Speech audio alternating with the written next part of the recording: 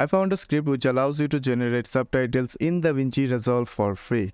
I am using the studio version, but you can use it on the free version exactly the same. But before that, I should mention Tom Moroney, the creator of this script. He has a YouTube channel. I will give the channel link in the description.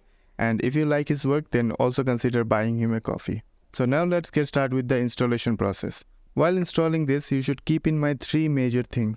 If you skipped one of them, then the script won't be installed properly. So first go to the GitHub page of AutoSubs, link in the description. Then the first and most important thing you should do is download the correct version of Python. From here you can download the right version of Python which works with this script. If you download a different version, it won't work. So download it from here.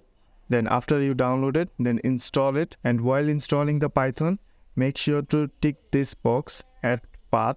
If you don't do that, then you have to uninstall it and then again install it. After you tick the box, then install it normally. And then finally, if you are using a Windows machine, then there is an automatic way to install it is by using this code. So search for PowerShell and do not open it. Make sure to right click and then open it as administrator. If you don't do that, then it won't be able to install everything properly. So make sure to do that and then just paste the code and hit enter. Now it will download everything it needs to install the script and place it everything in the right folder automatically. If you are using a Mac or Linux, then you have to use the manual way. Now all you need to do is wait until everything is installed. This took me around 30 minutes, but it depends on your internet speed.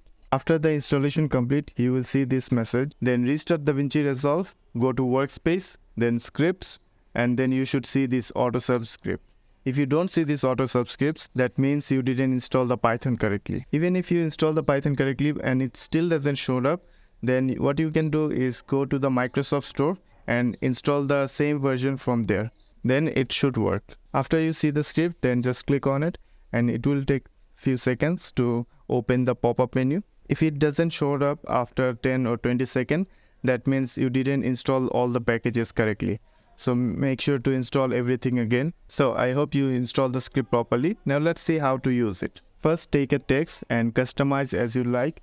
This will be your subtitle. So add any animation or style you like. After you added everything, then take the text note and drop it on the media pool. Now the script will be able to access the text. Then use the in and out point to select the area you want to transcribe. So for in point, I'm gonna hit I and then O.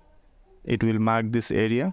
And now I will go to Workspace, Scripts, and click on the AutoSub scripts. It will pop this menu up. From here, select the text note you want to use. And here, define the track number where you want your subtitles to be appear. And make sure the track exists in the timeline. If you place a random number like 69, it won't work.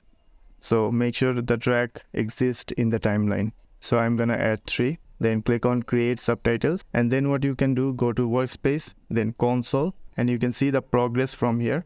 Now just wait. It will automatically export the audio, then transcribe it and place all the text plus note in the third track because we selected the third track.